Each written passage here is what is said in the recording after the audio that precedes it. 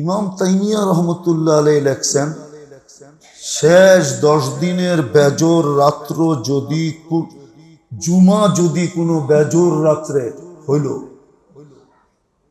তাইলে 90% শিওর যে এই রাত্রি লাইলাতুল কদর। 1000 বৎসরের বরকত, রহমত, ইবাদত, বন্দেগি, জিন্দেগি সবকিছু নিয়ে রমজান আসছিল। কিন্তু আমি কতটুকু এটার থেকে নিতে পারলাম, এটা হলো প্রথম কথা। আমি কতটুকু এটার থেকে নিলাম, রহমত কতটুকু নিলাম, বরকত কতটুকু নিলাম, ইবাদত কতটুকু নিলাম, বন্দেগি কতটুকু নিলাম, জিন্দেগি কতটুকু বলল। দুনিয়া খেলা হইতে পারে, এটা মানি, কিন্তু আখিরাত তো খেলার জিনিস না। যে ব্যক্তি আখিরাতকে খেলার জিনিস ভাববে, বিবেকমান, বুদ্ধিমান, বিদ্বান মানুষ আখিরাতকে খেলার জিনিস ভাবতে পারে না। যার কাছে বিবেক আছে, বুদ্ধি আছে, বিদ্যা আছে, সে আখিরাতকে কখনো তুচ্ছ মনে করতে পারে না। তো বিদায় প্রথম কথা হলো, রমজান এত কিছু নিয়ে আসলো, আমি কতটুকু এর ভিতর থেকে নিলাম।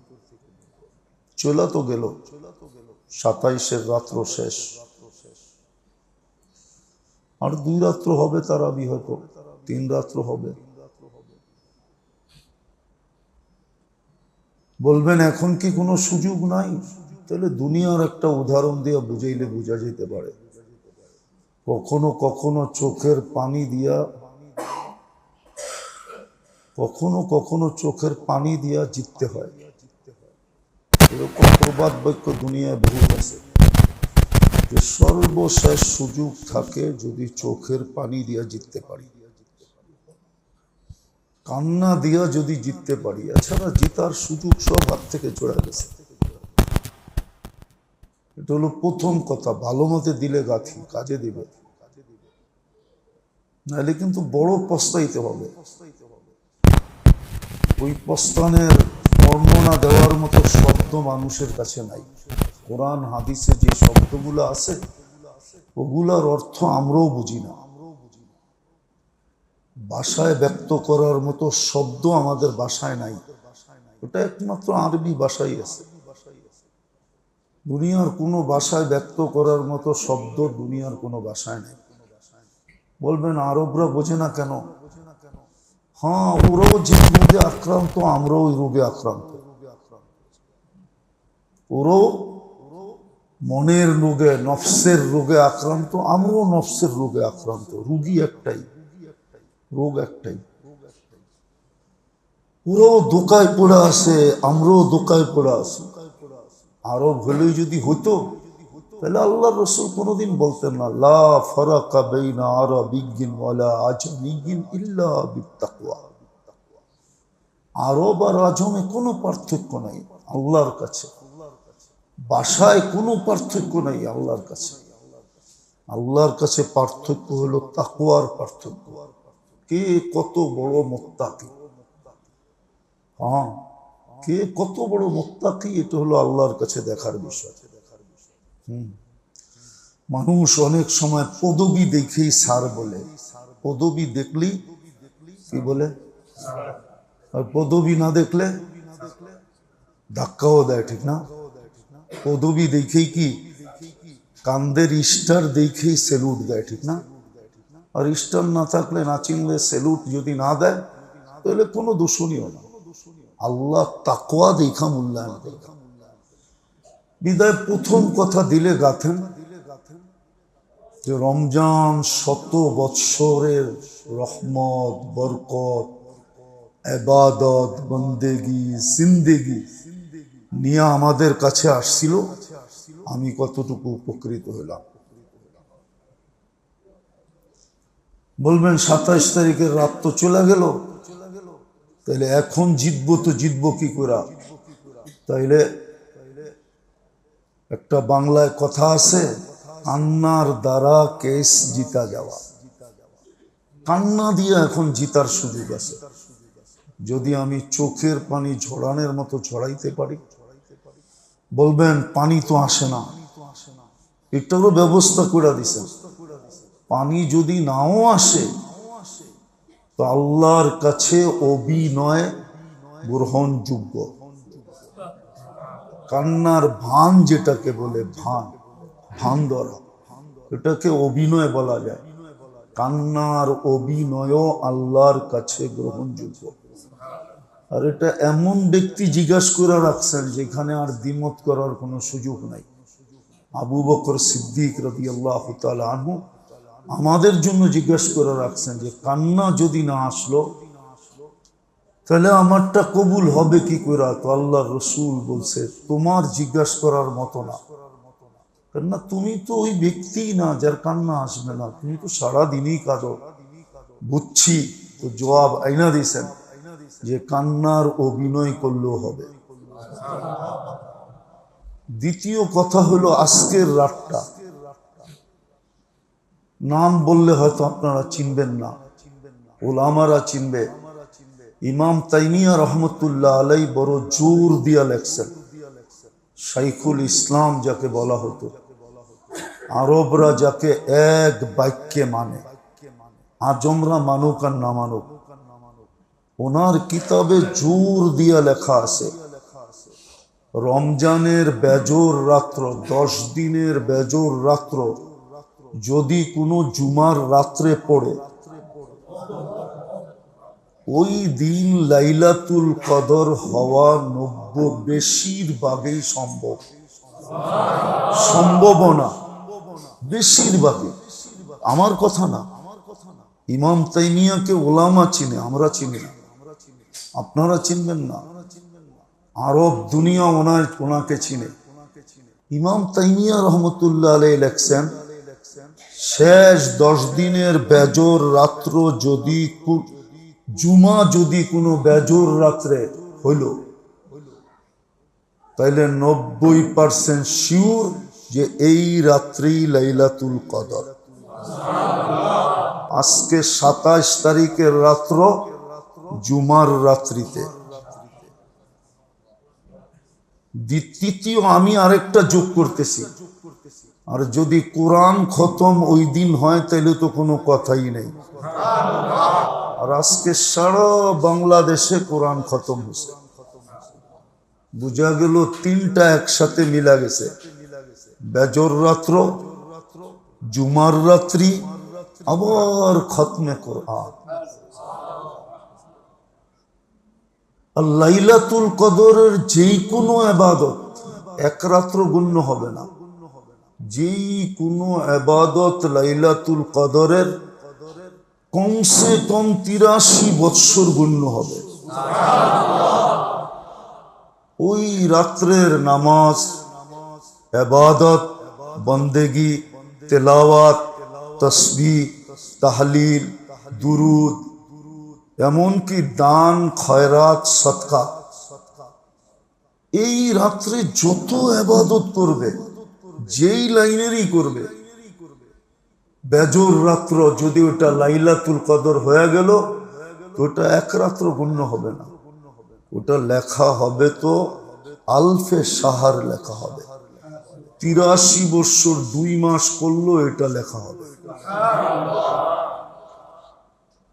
কিন্তু বলতেছি না, যখন ইবাদত এত গুণ লেখা হবে তো গুনাহও তো কিছু বেশি লেখা হতে পারে। যেমন হাদিসে আছে মক্কা শরীফে সওয়াব করলে 1 লক্ষ গুণ। ওমর রাদিয়াল্লাহু তাআলা আনহু বলছেন এখানের গুনাহও এরকমই। বিদায় আমিও বলতে পারি যে এই রাত্রের গুনাহটাও কিন্তু এরকম হবে। সাবধান, কমসে কম এই রাত্রেও যেন আমরা কোনো গুনাহ না করি। ওই গুনাহ হয়তো টেলিভিশনেরও হতে পারে, ওই গুনাহ হয়তো মোবাইলেরও হতে পারে। মোবাইলেরও গুনাহ এই রাত্রে হইতে পারে না, হইতে পারে না? হ্যাঁ, মোবাইলের গুনাহ কি? ইউটিউবের ভিতরে দেখতে থাকা সারা রাত্র, ঠিক না? ইন্টারনেটে দেখতে থাকা, এটাও গুনাহ হতে পারে। আর এটা গুনাহ। এই জন্য দুটা কথাই মনে গাইথা রাখেন। 1000 বৎসরের বরকত নিয়ে আসছিল, কিন্তু আমি কতটুকু নিলাম? কালকে আল্লাহকে কি জবাব দিব? আল্লাহ যদি এক রমজানই ধরে যে 70 বৎসর ছিল, 70 রমজান ধরলাম না, একটা রমজান ধরলাম। 60 বৎসর ছিল, 60 রমজান ধরলাম না, একটা রমজান ধরলাম। কি জবাব দিবেন এক রমজানের? যেইভাবে আমার জাতি উদাসীন কাটাইতেছে, আযাব তো এমনি আসতেছে না মুসলমানের উপরে। হ্যাঁ, ডাক্তাররা যখন চেষ্টা করে, যখন দেখে মেডিসিনে আর হয় না, তখন রেফার করে কোথায়? কোথায়? সার্জিক্যালের কাছে রেফার করে, যে মেডিসিনে হবে না, এটা কাটতেই হবে।